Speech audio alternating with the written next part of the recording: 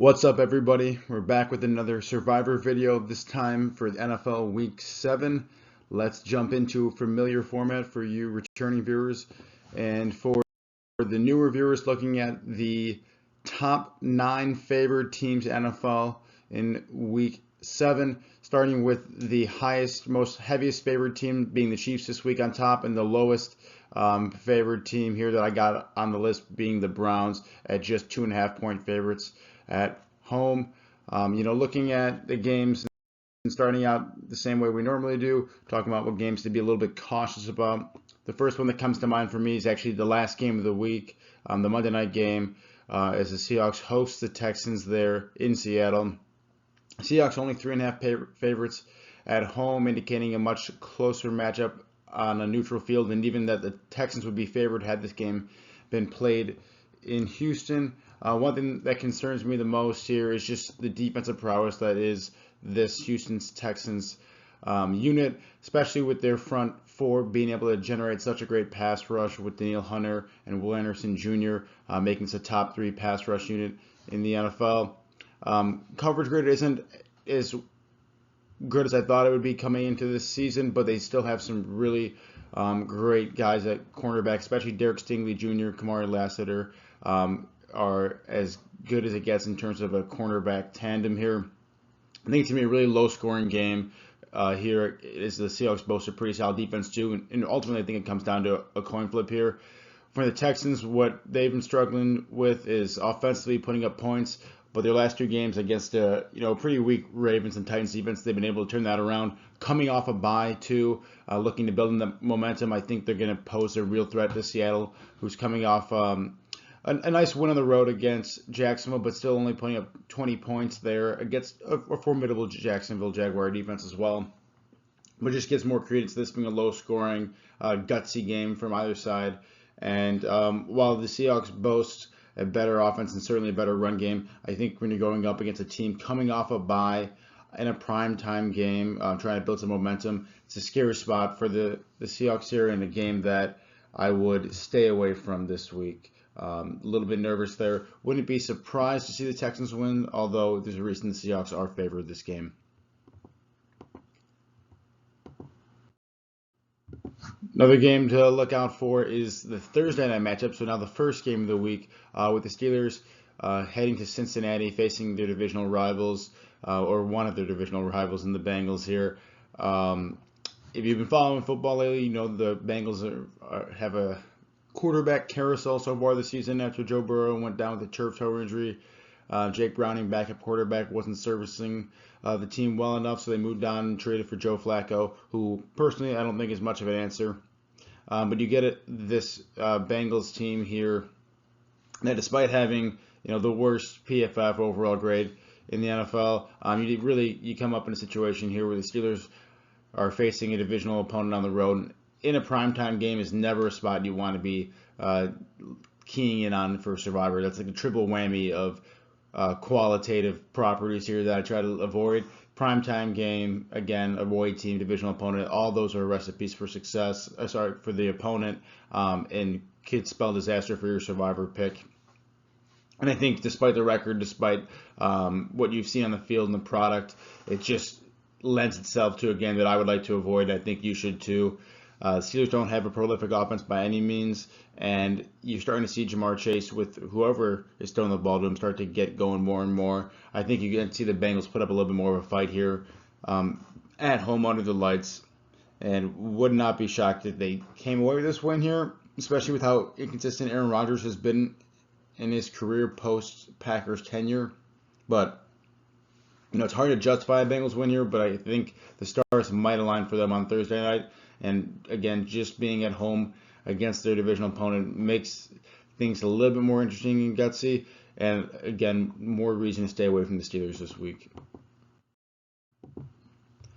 Final game to look out for, and I think be a little bit hesitant on, and this is more of a personal preference here, is the Packers on the road against the Cardinals. Again, qualitative factor being on the road is something that I generally don't like. And I think that I just haven't really been impressed with the Packers as of the last few weeks. they dropped that game against the Browns 2 weeks ago on the road, so certainly ruining a lot of people's Survivors chances then. They followed that one up with an overtime tie against the Cowboys, and they only beat the Bengals by 9 points there in a much closer game than I think people would have thought going into it. This Packers team, over the last 3 games they played, has shown consistency to let the other team hang around. And for a Cardinals team who's looking to get back Kyler Murray this week, they showed a lot of resiliency and a lot of guts in that game against the Colts, giving them a run for their money last week on the road, giving them being home. If they can get the healthy guys in place, again, that's Kyler Murray, that's Marvin Harrison Jr. at wide receiver. If they can get those guys to play, I'd be a little bit more nervous about this Packers game and this Packers pick this week, given that they are heading to Glendale to play that game. Certainly not as cautious as I'd be in the other two. I still think the Packers, who boast one of the best defense in the league right now and one of the better pass rushers too, can give this Cardinals team a lot of fits, given a lot of the injuries the Cardinals have sustained on offense. But I think checking in on some of those injuries is going to be key on whether or not you want to take the Packers and really weigh in how much confidence you should have in this pick. But I think the Cardinals, just by virtue of the way they play the Colts, showed that they've got a lot of talent in the field, and they can, even the team with the best record in the NFL, which is the Colts, they can make them sweat it down the last minute, even if they're playing in Indianapolis, given that they're home. Hoping and thinking that they'll use that to their advantage, as most teams do, and make this game a little bit closer than it should. Keep an eye on the injuries, bottom line, if you're taking a look at the Packers this game, because if the Cardinals can get a couple key guys back on offense, then I think this is going to be a tighter game than most people realize. Looking at the best pick this week, often enough, it's the team that's favored by the most points here. That's the Chiefs, even against a divisional opponent here. Favored by 12.5 points. Chiefs finally getting back to 500 after a convincing dominant win against the Lions on Sunday Night Football. This offense is starting to click more and more as Patrick Mahomes is really required to keep this engine going without a real semblance of a running game for one of the first times in a while for this Chiefs offense. Travis Kelce starting to come out of his shell in the midst of the season. Xavier Worthy coming back from injury, proving to be a boost and a wrinkle in this offense. And then Thornton, this deep threat guy that stretches the field at wide receiver, is really picking it up too. So I think the Chiefs are starting to find their identity on offense a little bit more, all the while leaning back on the bedrock of this team over the last few years, which has been the defense, coincidentally enough, that has been rock solid all season long and continues to be. So that obviously points to so many green flags with the Chiefs. The Raiders have been pretty poor all season long. Last week getting a win against the Titans, which doesn't really mean too much, as they've only gotten one win. It was a pretty fluke win against the Cardinals. Raiders have, they beat the Patriots week 1, but that was just hideous game. I'm still upset about it. Raiders had the third worst defense overall in football. I mean, still an improvement from last year, which I think they had the second worst overall defense. Second worst overall coverage unit. I would expect Patrick Mahomes and this offense to tear them up and tear up the secondary. I think the Chiefs are a really safe pick here. And one you can be pretty confident if you're taking this one is the Chiefs look to get above 500 for the first time all season here against a pretty weak divisional opponent at home. Looking at some great value this week, I'm really honing on the Bears at home, hosting the Saints. Bears coming off a win by the skin of their teeth against the Commanders on Monday night, and back-to-back game-winning field goal wins for these guys, and coming off a bye too. They travel home to Chicago to play the Saints, who have been poor all season long. One of the bottom teams in this league by any way you slice it here. I think this Bears team is, under Ben Johnson, is doing things right and taking steps in the right direction to kind of prove their toughness and their identity in this league. But I think what it all comes down to is this Bears team historically beats teams they should, especially when at home. And when they play teams that are better than them, they usually lose. This is a situation where the Bears are hosting a much more inferior team than they are, looking to build off 2 straight wins here. And I would expect the Bears to pick up another one here against the Saints team and the Saints defense that is not much to write home about, letting up some of the most points per game of any team, the 7th most points per game of any team this season. I think the Bears offense and Caleb Williams, who hasn't looked great all year, does enough to beat the Saints. And really, it's more about the Saints offense and the inefficiencies that they've had. The bottom 5 offensive unit in the NFL here. It's hard to like the Saints against any team, especially on the road. So I think that gives, just by the virtue of who the Bears are playing, makes them a great value this week. Really good value here for the Patriots as well. They're facing one of the worst teams, and probably in my opinion, the worst team in football, with the Titans here, albeit on the road. But you get a little bit of a revenge game from Mike Vrabel, who used to be a longtime head coach for the Titans and brought them to a few playoff appearances as well. For the Patriots here, their offense and Drake May really seems to be clicking no matter who he's throwing the ball to. Could be Hunter Henry, could be Stephon Diggs, could be anyone else in this wide receiver core, but he's really starting to get his groove in this offense. And as they start to figure out that running back by committee backfield, this offense seems to get more and more potent. For the Titans, they've got a head coaching change here, which is can prove to be a spark in maybe the week or two after that happens, but I think it's coming still at a poor time for the Titans as they get a red-hot Patriots offense who just taken down the Bills and a nice win last week as well. Again, Patriots looking solid, and I think they're going to continue this one even on the road against one of the weakest teams in the NFL, and the Titans, who have the second lowest points scored offensively behind only the Browns, and have let up the 6th most amount of points in the NFL. So it's a really bad combo when you're one of the lowest scoring teams offensively, one of the worst scoring teams defensively. That the writing's kind of on the wall in this game. Is Mike Vrabel's homecoming in Tennessee proves to be a good one for him, and the Patriots continue to keep their winning ways. Finally, if you want to get a really deep cut, bold, dicey value pick here, I think the Browns are actually a really prime candidate for anyone trying to play a little bit riskier this week. I actually love the Browns to win this game against the Dolphins here at home. One, just you're not going to see the Browns favored many times this season at all. And this is one situation where they are, and I think it comes in a really it's because it comes in a really good matchup against a team like the Dolphins that have a really weak run defense here.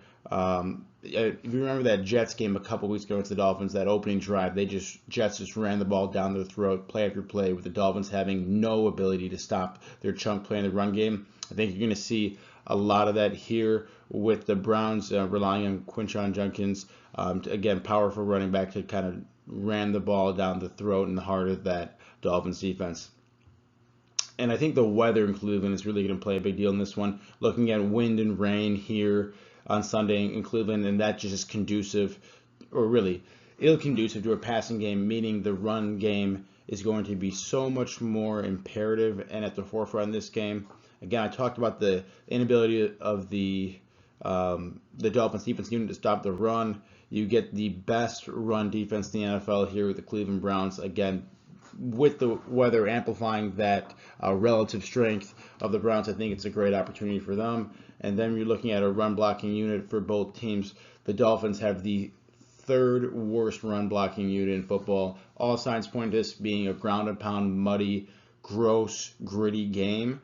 And that just favors the Browns here at home and their type of football. At least the few relative strengths they have, everything's aligning to them in this game. And I think you're going to see a low scoring, a lot of running the football, inability to pass the football this game because of the weather and really the Browns defense. A lot of running the football from both teams, with the Browns having much more success in it.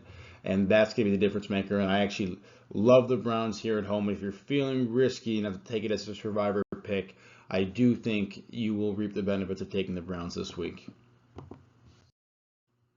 And then taking a look at the schedules for these teams and looking at really the ones I mentioned that had value in respective order here. You got the Bears, who I don't think you really want to take until week 10 against the Giants, and even then they won't be favored by 5.5 points this game. You can make the argument that you'd want them against Cleveland in week 15 as well, but I think the same statement holds. This Saints team, along with the Titans, are in a class of their own in terms of inferiority in the NFL. And I think, again, that gives the Bears so much value at home against these types of teams this week especially. by the same virtue, gives the Patriots so much value, even on the road against the Titans. They're looking at, again, same thing with Bears staring down the Browns and the Giants at home. Probably situations where you would think about taking the Patriots there down the road, but again, don't think they're going to get the same 7.5-point favorite that they're getting this week. Probably the best time for both the Bears and the Patriots to take them, although you still get some relative value down the road against teams in one step up a class of poor performance NFL with the Browns or the Giants there. And then finally with the Browns at the bottom here, they do play Tennessee at home in Week 14. That could be a good spot to take them. They will be favored by more than 2.5 that game if all things stay the same. And really, with the backs of their defense, they should be fine in that game. But I really like the opportunity that poses themselves for Miami. If again you want to be really bold and take a look at the Browns this week, you're not going to get many opportunities to take them for the rest of the year. Two more games to cover here, one of them being the Giants on the road, coming off a big win on Thursday night, but laying 7 points to the Broncos here. I'm not personally putting too much stock into that Giants win. I think it was a flash in the pan for that offense, although it is fun to watch guys like Jackson Dart and Bo Scatterbo play. I'm not convinced about that offense yet. I'm more chalking that up to an Eagles underperformance, that one. This Giants offense is going up against a really solid Denver Broncos defense that's going to really lock your wide receivers, and the Giants are already down the league neighbors at wide receiver, but they're going to not lock down your number one guys who I guess right now is Wan'Dale Robinson in the passing game, which is not your typical number one target here. You start to take away guys like that and Darius Slayton pretty quickly. This offense for the Giants starts to really slow down. And Cam Scatterbo had a great game against the Eagles in a 3-touchdown performance. But if you take those touchdowns away, he had a pretty low yards per rush, and I don't even think eclipsing 60 yards here. If they can't get big chunk plays with Bo Scatterbo, and you get guys like the reigning defensive player of the year and Pat Surtain locking down your wide receivers, it's going to be a long day for the Giants offense here. I like the Broncos. I'm not sure I like them by 7 points because I'm not a big believer in their offense particularly, but I do think the defense alone gives them such a great edge against the Giants where they should be safe this week. And then the final game, the Lions playing the Bucks. Big thing here is some key injuries to the Bucks, being the rookie wide receiver Mika Ibuka, who's been carrying the load for this offense with Mike Evans and Chris Godwin out as well at wide receiver. Their offensive line is extremely thin too there for the Buccaneers, facing a lot of injuries on that side of the football. Going to make it really hard for the Bucks to win this game on the road against the Lions team that's looking to bounce back against a tough loss against the Chiefs. Last year, Lions were 15-2, and if you remember early on in that season, one of the losses of those two was against the Buccaneers. I'm sure that Dan Campbell and the likes of the bunch on this team haven't forgotten that, and they're going to come out here with their revenge in their minds and take it to the Bucks, whose defense has led a slew of points this season as well. I actually really like the Lions to win this one against a playoff caliber team with the Bucks. I think the revenge factor and the injury factor on the Bucks offense makes it a prime game for the Lions to lay down a whooping here. I think the Lions put up 40, Buccaneers failed to put up 30.